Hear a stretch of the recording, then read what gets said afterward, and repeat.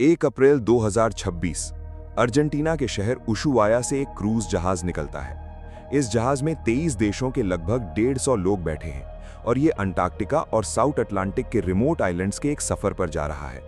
शुरू के कुछ दिन सब ठीक रहता है, लोग पार्टी करते हैं, एंजॉय करते हैं, लेकिन किसी को नहीं पता था कि ये ट्रिप एक बुरे सपने में बदलने वाली है। ट्रिप शुरू होने के 5 दिन बाद एक 70 साल के डच पैसेंजर को अचानक बुखार और सिर दर्द होता है, सांस लेने में तकलीफ होने लगती है और 11 अप्रैल को जहाज पर ही उसकी मौत हो जाती है। लोग इस पर ज्यादा ध्यान नहीं देते, लेकिन 24 अप्रैल को जब जहाज अफ्रीका के पास सेंट हेलेना आइलैंड पर रुकता है तो उस आदमी की पत्नी उसकी बॉडी लेकर उतर जाती है। वो औरत साउथ अफ्रीका से एम्स्टर्डम जाने वाली फ्लाइट पकड़ने ही वाली होती है कि अचानक एयरपोर्ट पर कोलैप्स कर जाती है और 26 अप्रैल को उसकी भी मौत हो जाती है। इस बीच जहाज पर मौजूद लोग भी बीमार पड़ने लगते हैं और 2 मई को एक जर्मन महिला की भी मौत हो जाती है। किसी को समझ नहीं आ रहा था कि एक एक करके लोग क्यों मर रहे हैं। जब WHO को इन्फॉर्म किया जाता है और टेस्ट होते हैं तो डायग्नोसिस निकल कर आता है हंता वायरस, एक ऐसा वायरस जिसकी कोई वैक्सीन नहीं है, कोई इलाज नहीं है और इसका डेथ रेट इतना ज्यादा है कि ये आधे इन्फेक्टेड इंसानों को मार सकता है। आज ये वायरस एक ऐसे जहाज पर फैला है जो कई दिनों से समुद्र के बीच फंसा है और कोई भी देश इसे अपने यहाँ डॉक नहीं करने दे रहा। सबसे डरावनी बात यह है कि हंता वायरस कोई नया वायरस नहीं है। साइंटिस्ट्स इसके बारे में लगभग 70 साल से जानते हैं, लेकिन आज तक कोई FDA अप्रूव्ड वैक्सीन या एंटीवायरल ट्रीटमेंट नहीं बन पाया है। असल में ये कोई सिंगल वायरस नहीं है, बल्कि वायरसेस की एक पूरी फैमिली है जो चूहों से फैलती है। इससे इंसानों में 2 तरह की बीमारियां होती हैं।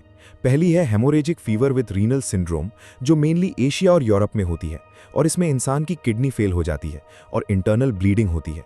दूसरी बीमारी है हंता वायरस पल्मोनरी सिंड्रोम, जो अमेरिका में फैलती है, जिसमें फेफड़ों में फ्लूइड भर जाता है और इंसान की दम घुटने से मौत हो जाती है। इसका मोर्टेलिटी रेट 50% तक होता है। इस वायरस का सबसे पहली बार पता 1950 की कोरियन वॉर के दौरान चला था, जब 3000 अमेरिकन सोल्जर्स अचानक अजीब बीमारी का शिकार हो गए और 15% मारे गए। करीब 30 साल बाद डॉक्टर हो वोंगली ने पता लगाया कि यह बीमारी चूहों से फैलती है और इसका नाम कोरिया की हंतान नदी पर रख दिया गया। 1993 में अमेरिका के नावाहो आदिवासियों में भी इसका एक बड़ा आउटब्रेक देखने को मिला था। साइंटिस्ट्स ने वहां के ट्राइबल एल्डर्स से जाना कि जब एल नीनो की वजह से बहुत बारिश होती है तो चूहों का खाना बढ़ता है, चूहों की आबादी एकदम से एक्सप्लोड कर जाती है और ये बीमारी फैलने लगती है।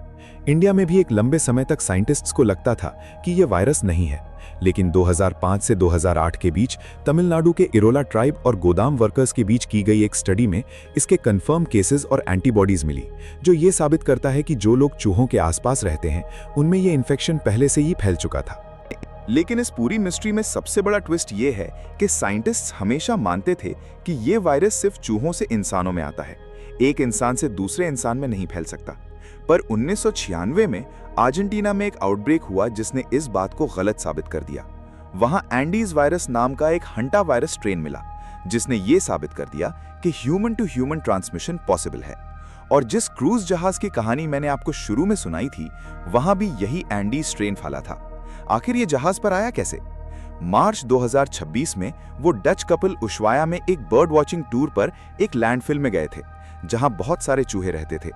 अगर वो 2-3 दिन बाद जहाज पर चढ़ते तो शायद वायरस नहीं फैलता, क्योंकि इसकी ट्रांसमिशन विंडो बहुत छोटी है, सिर्फ 1 दिन की। लेकिन वो इस टूर के तुरंत बाद जहाज पर आ गए और यही कारण था कि इन्फेक्शन क्लोज कॉन्टैक्ट से बाकी पैसेंजर्स में भी फैल गया।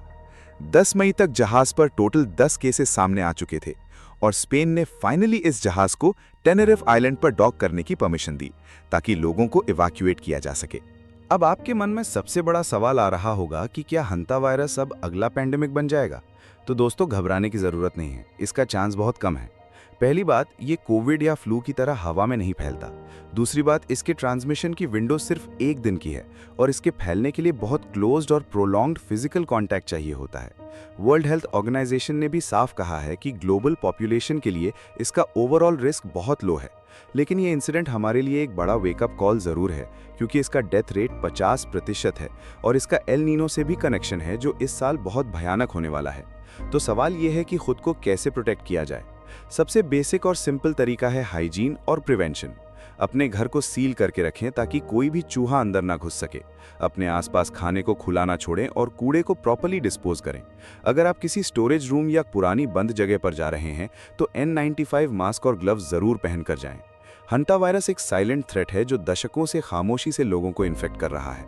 बस फर्क ये है कि अब आप इसके बारे में जान चुके हैं। बिना किसी वैक्सीन के आपके पास सबसे अच्छा हथियार अवेयरनेस ही है।